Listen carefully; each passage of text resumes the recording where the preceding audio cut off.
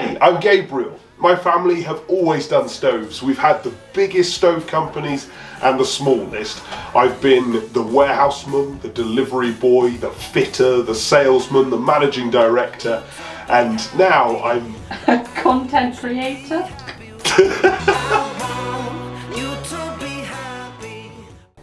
We've had a few people online ask, why is liner a good idea?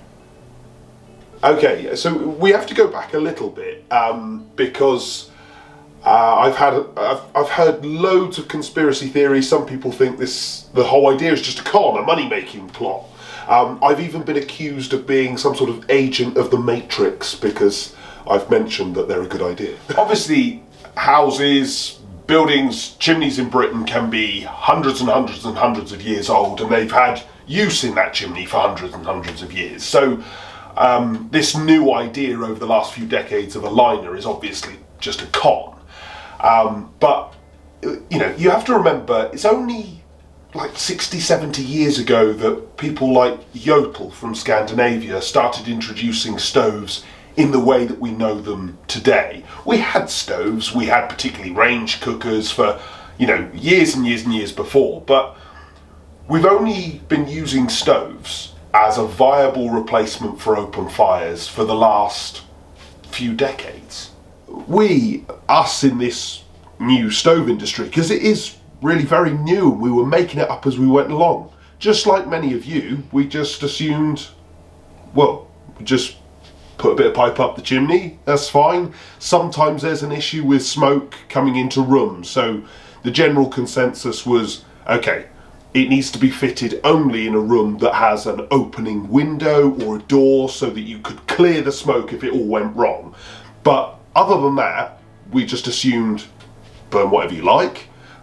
You could even, if you've got an open fire, just put a board in front of the open fire, put the stove in front of that, a bit of pipe out the back.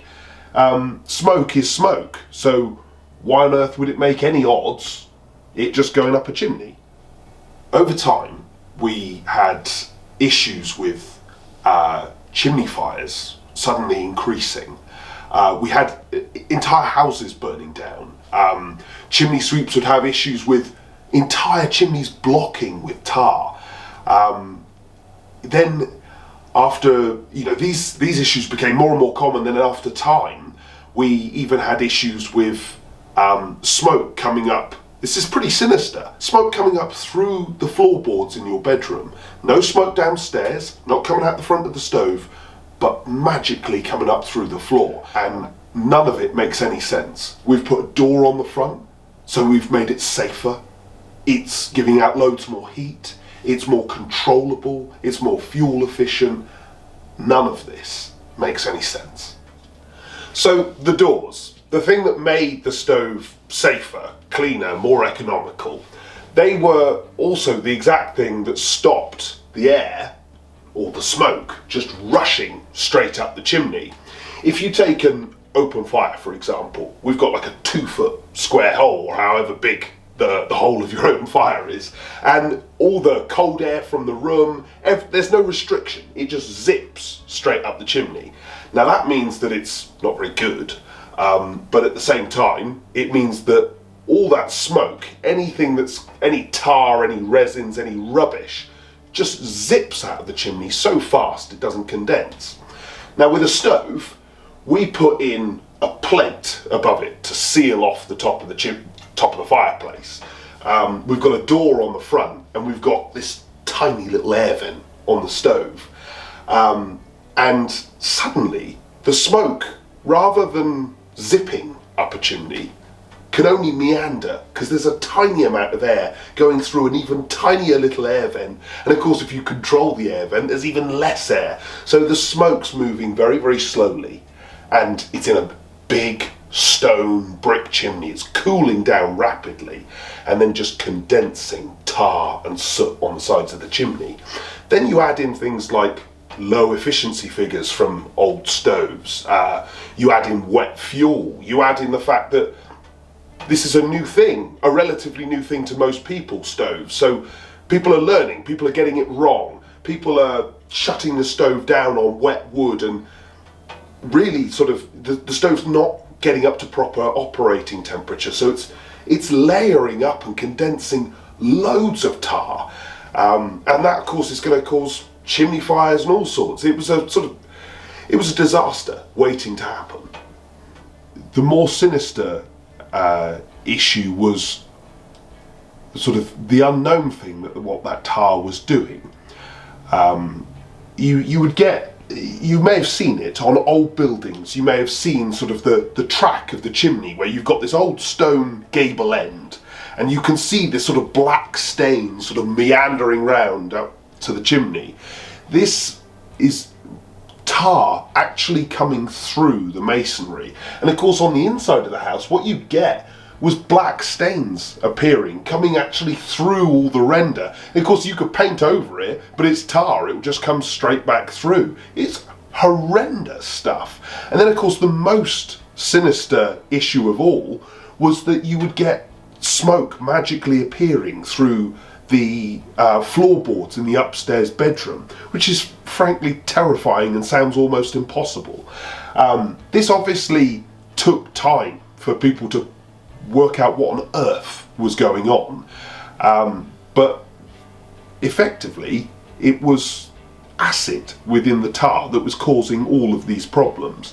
What happens is you've got a brick, and this layer of tar full of acid starts sort of scratching and etching away at it, and of course then you sweep it away, or you have a chimney fire and it burns away, and of course it just reveals the next layer. This isn't a question of if, it's more a question of when. It's just slowly doing it. From day one, it's just scratch away, scratch away, scratch away, and every time you have a chimney fire or you sweep it out, you're clearing it, it's taking off the next layer.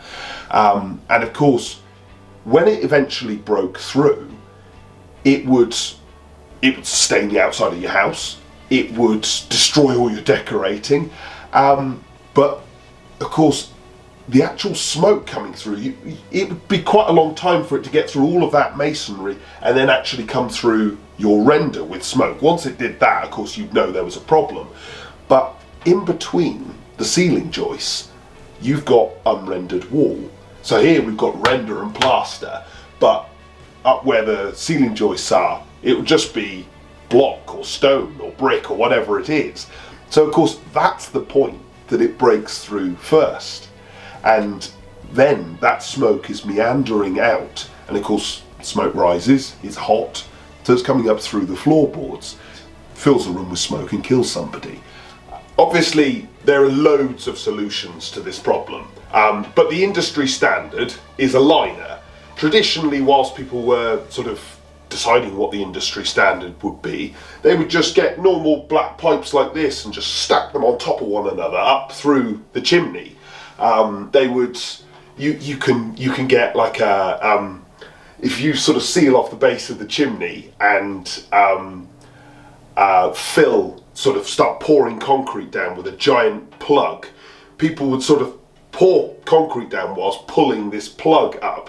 And of course, if you had a chimney that was this big and the plug was 8 inches round, let's say, you filled the rest of the chimney with concrete, and that meant the chimney would last decades and decades longer. There are pumice liners, there are concrete liners, there are all sorts of systems out there, but the standard flexible liner solved 95% of the issues and was by far the cheapest and easiest way of fitting. Suddenly the smoke could move much quicker because it's in this tiny little pipe. And it could heat up quicker because, again, it's a small metal pipe that heats up quickly. Any tar that tried to stick to the sides, obviously on stone and brick, would just stay there. But on this, when the metal pipe heated up, it would just congeal and then drool back down and burn up. This thing was absolutely amazing. We got all the advantages of a wood-burning stove, but suddenly the downsides were sorted. And then you have to imagine that fitting a liner made the stove far more reliable, made it more efficient, made it easier to light. People had less issues with smoke coming into the room. The whole thing was fantastic. If you're still not sure, yes, I am a massive fan of them. A wood burning stove, sadly, will destroy any chimney or flue that you put it in, but this very modern solution of a thin bit of stainless steel ribbon that they just sort of wrap around into this coil and throw it down your chimney for a few £100 is incredible. And when your wood burning stove has destroyed it, which it will, just like your car will eventually destroy its exhaust, you buy another little bit of stainless steel for a few £100, chuck it in, and your house is preserved. It's fantastic. Now, if that was the whole story, you're bonkers if you don't get a liner. You're absolutely bonkers, because it's a must.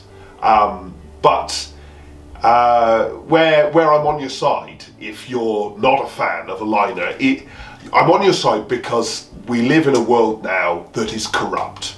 Everything's about money, and everything is about shoving things down people's throats. You must believe this, you must do this, you can't, put pipes down a chimney, you've got to do it my way with a special badge and a tick in a box.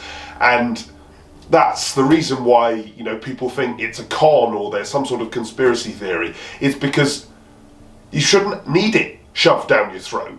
This is a good idea. And, without it, you will do damage to your house, and hopefully not, but you could do damage to your family. You should buy it simply because it's a damn good idea and it serves you. I don't think that we should buy it because we have some legal compulsion to buy it. We shouldn't need that. It's serving us. It's cheap. It's a good product. It's well thought out. It's easy to install. Everything about it is just a good idea. But the moment you start shoving it down people's throats,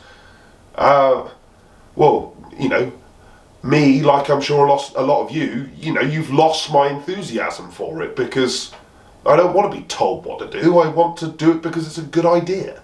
And for me, a liner is like a raincoat in the rain or an umbrella in the rain. It's just a damn good idea. It's sensible. You want it. Nobody needs to write a law which says you must wear a raincoat, because that's stupid. We want to wear one anyway because we don't want to get wet. And you want a liner regardless, because you don't want your house being damaged. You don't want your family being put in danger. It's an obvious, sensible idea. So I hope that's helpful, and if you do have any other questions, please feel free to put them in comments, and I will come back to you.